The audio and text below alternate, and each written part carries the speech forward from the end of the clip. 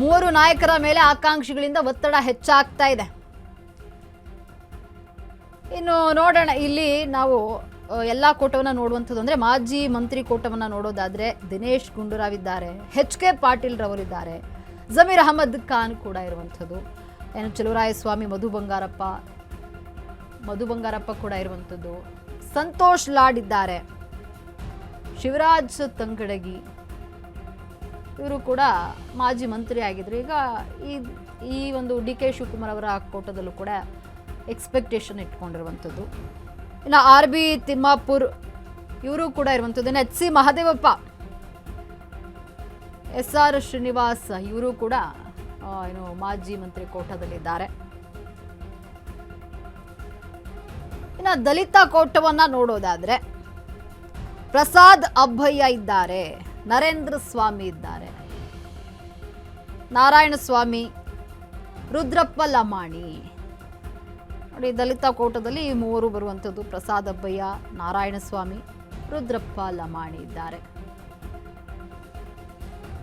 ಇನ್ನು ಮುಸ್ಲಿಂ ಕೋಟವನ್ನ ನೋಡೋದಾದ್ರೆ ತನ್ವೀರ್ ಸೇಠ್, ನರಸಿಂಹರಾಜ ಕ್ಷೇತ್ರದವರು ತನ್ವೀರ್ ಸೇಠ್, ಸಲೀಂ ಅಹಮದ್ ಕೂಡ ಇರುವಂಥದ್ದು ಮುಸ್ಲಿಂ ಕೋಟದಿಂದ, ರಿಜ್ವಾನ್ ಅರ್ಷದ್ ಇದ್ದಾರೆ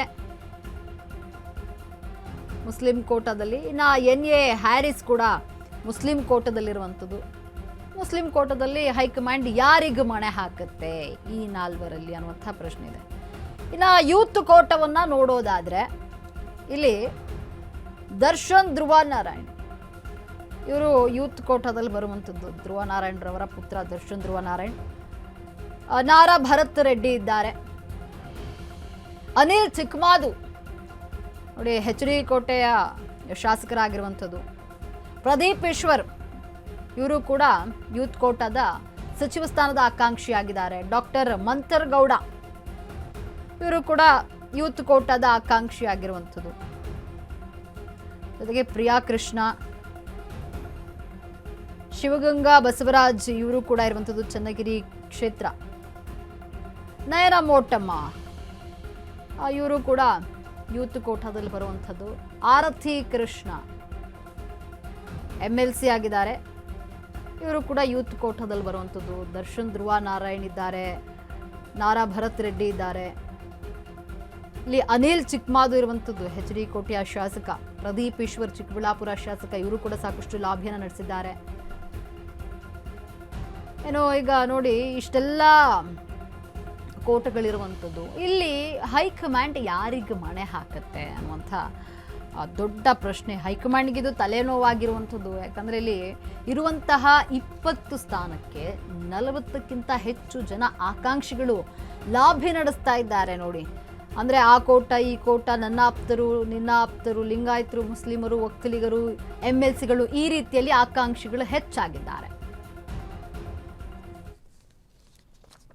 ನಿಮಗೆ ಹೆಚ್ಚಿನ ಮಾಹಿತಿಯನ್ನು ನೀಡಲು ನಮ್ಮ ಪ್ರತಿನಿಧಿ ದೀಪಾ ದೂರವಾಣಿ ಸಂಪರ್ಕದಲ್ಲಿದ್ದಾರೆ. ದೀಪಾ, ಏನು ರಾಜಕೀಯದಲ್ಲಿ ಈಗ ಸಚಿವ ಸಂಪುಟ ವಿಸ್ತರಣೆ ವಿಚಾರ ಏನಿದೆ ಅದು ಸಾಕಷ್ಟು ಹೈಪ್ ಕ್ರಿಯೇಟ್ ಮಾಡ್ತಾ ಇರುವಂಥದ್ದು. ಇರುವಂತಹ 20 ಸೀಟಿಗೆ 40ಕ್ಕಿಂತ ಹೆಚ್ಚು ಜನ ಆಕಾಂಕ್ಷಿ ಇದ್ದಾರೆ. ಆ ಕೋಟ ಈ ಕೋಟ ಅಂತ ಹೇಳಿ ಲಾಭಿಯನ್ನು ನಡೆಸ್ತಾ ಇರುವಂಥದ್ದು.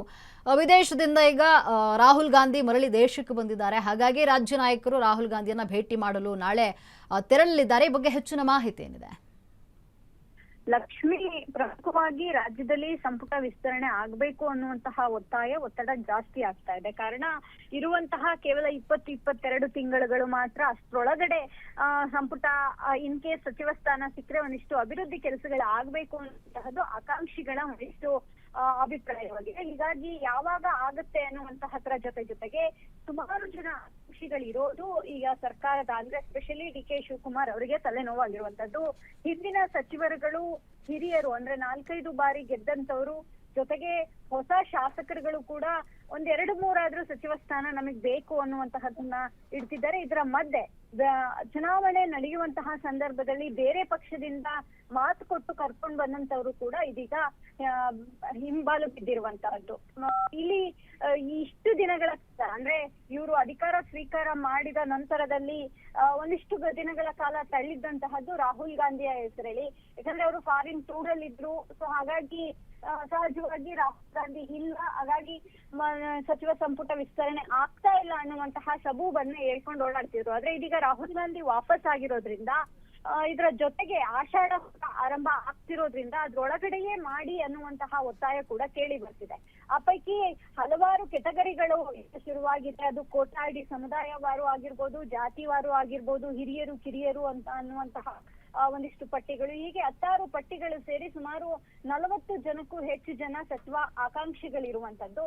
ಹೀಗಾಗಿ ಡಿ.ಕೆ. ಶಿವಕುಮಾರ್ ಈ ಸಂಪುಟ ವಿಸ್ತರಣೆಯನ್ನ ಮಾಡ್ಲೇಬೇಕು. ಒಂದು ಅವರು ದೆಹಲಿಗೆ ಹೋಗ್ತಾರೆ ಅನ್ನುವಂತಹದ್ದಿದೆ, ಅಥವಾ ರಾಹುಲ್ ಗಾಂಧಿ ಅಲ್ಲಿಂದನೇ ಪಟ್ಟಿಯನ್ನ ಇಲ್ಲಿಗೆ ಸೂಚನೆ ಕೊಟ್ಟು ಕಳಿಸಬಹುದು ಅನ್ನುವಂತಹದ್ದು ಕೂಡ ಇವತ್ತಿನ ಹೊಸ ಚರ್ಚೆ. ಹಾಗಾಗಿ ಕಾದ್ ನೋಡ್ಬೇಕಾಗುತ್ತೆ ಯಾವಾಗ ಈ ಪಟ್ಟಿ ರಿಲೀಸ್ ಆಗುವಂತಹದ್ದು.